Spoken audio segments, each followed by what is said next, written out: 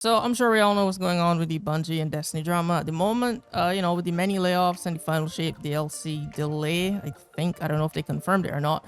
But yeah, I'm not gonna go over all that info. You can find videos covering all of that elsewhere. You can check out Paul Tassi or literally any of the Destiny content creators. They're all talking about it.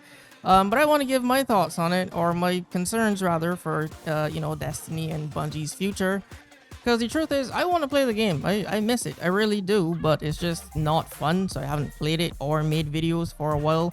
Like literally 24 hours before all of this came out earlier in the week, I tweeted about it. And then all this happened. So all this is my fault. Sorry, everybody. I jinxed it.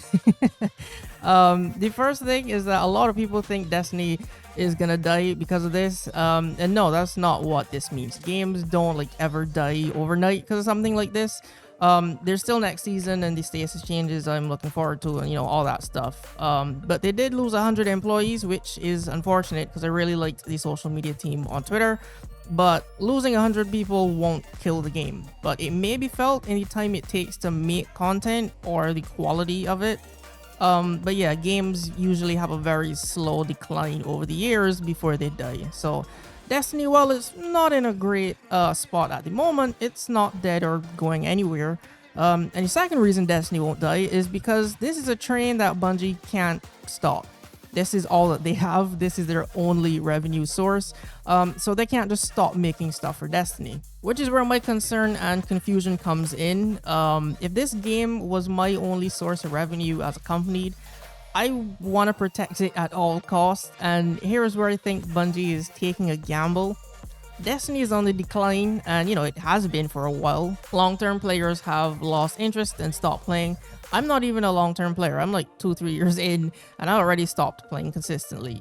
So their only source of revenue isn't doing well, and seems like they're betting that Marathon will take off and be a hit.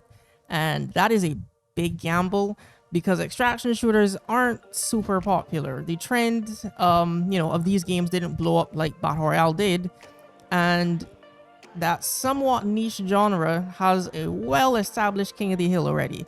That's not to say companies can't, put out games because one is popular already, but if I was in this position where my next game is like 2 years out and the current game is on the decline and the last DLC could be our make or break, I wouldn't be taking bets on a somewhat niche genre that doesn't appeal to my core audience.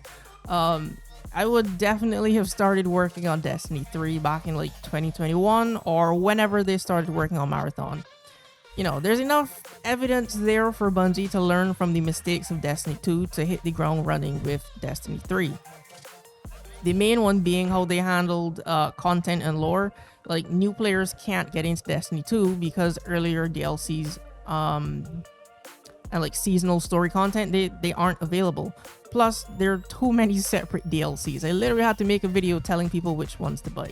Going into Destiny 3, make DLCs their own self-contained thing, and not so interconnected with the base game like how Destiny 2 is. That way they can download the DLC and catch up because planets wouldn't be removed or, seasonal content takes place, outside of the original DLC.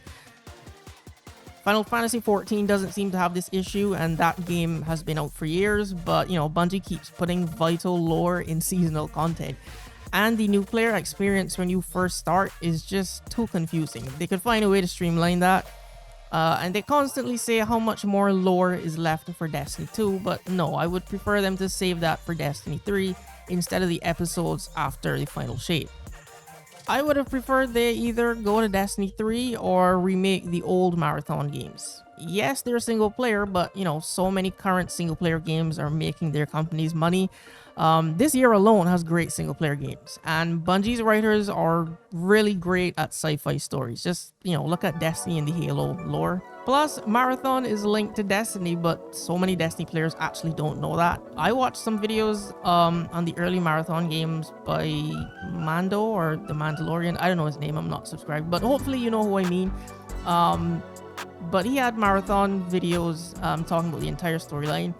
But as a Destiny fan, watching those videos and then going back to play Destiny, Marathon is actually ingrained in Destiny. You can't not notice it after you find out about that game. And there's so many lore people who love the hidden messages and figuring out stuff that play Destiny. Giving them modernized Marathon games and then discovering how it's actually linked to Destiny would, that would give them content for months.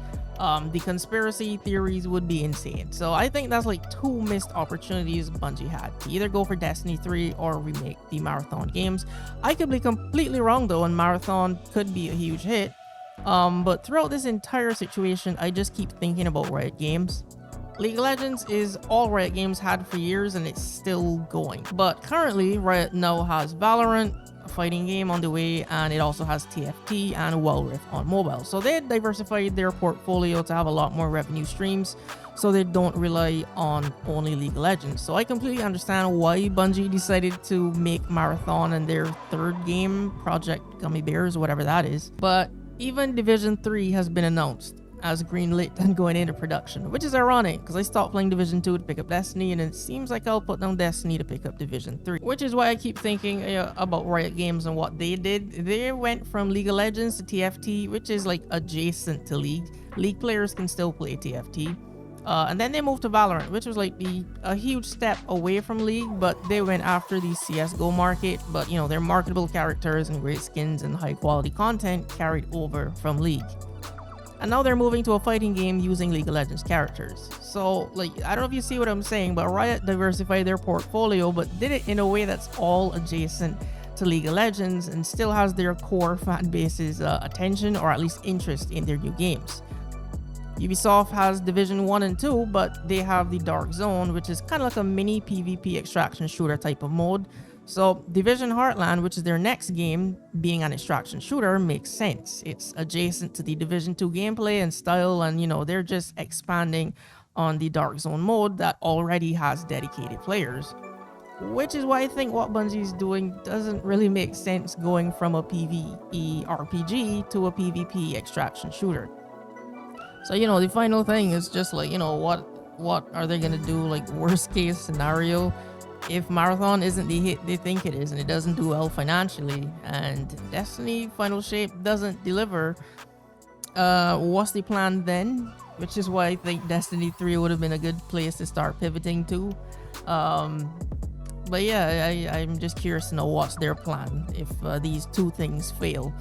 But yeah, those are my thoughts on this whole situation. I already had little faith in the next DLC and now it's kind of completely gone. So I don't know what's going to happen with the future of Destiny and Bungie, but it will be interesting to see how this plays out. I'm not saying I'll never buy Final Shape, but at this point, I think I'll let other people test it out first and, wait to see what's the reception of the community first before I decide to give them $100. Because if I could refund the entire Lightfall DLC, I would.